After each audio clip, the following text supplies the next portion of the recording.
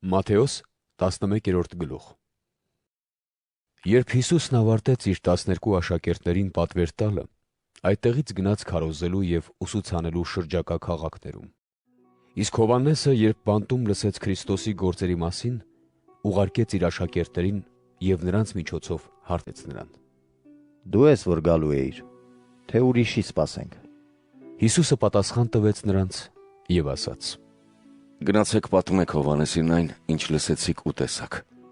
կույրերը տեսնում են, կաղերը քայլում, բորոտները մաքրվում, խուլերը լսում, մեռելները հարություն առնում և աղքատներն ավետարանվում են։ Եվ երանի նրան, ով չի գայթակղվի իմ պատճառով»։ Երբ Հովհաննեսի աշակերտները գնացին, Հիսուսն սկսեց ժողովրդին ասել Հովհաննեսի մասին. «Անապատում ինչ տեսնելու ելաք. քամուց շարժվող եղեք, ապա ինչ տեսնելու ելաք. փափուկ զգեստներով զարդարված մարդու։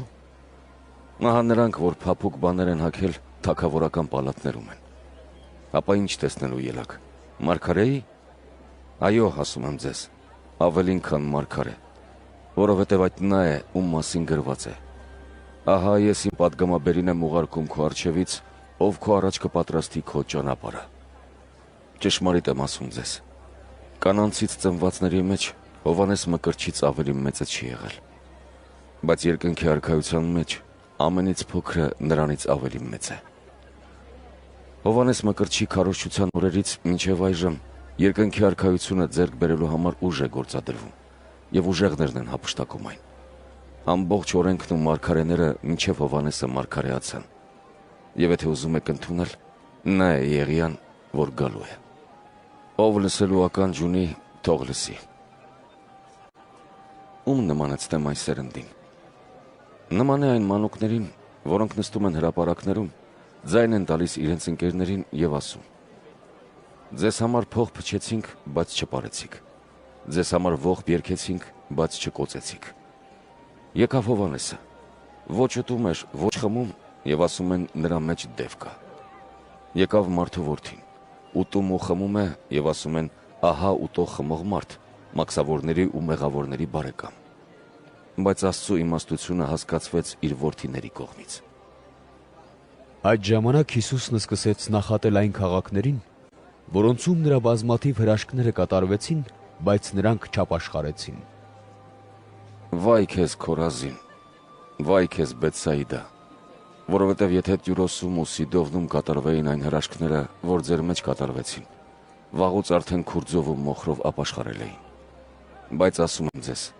Տյուրոսի ու Սիդովնի երկրի համար ավելի դյուրին կլինի դատաստանի օրը, քան ձեզ համար։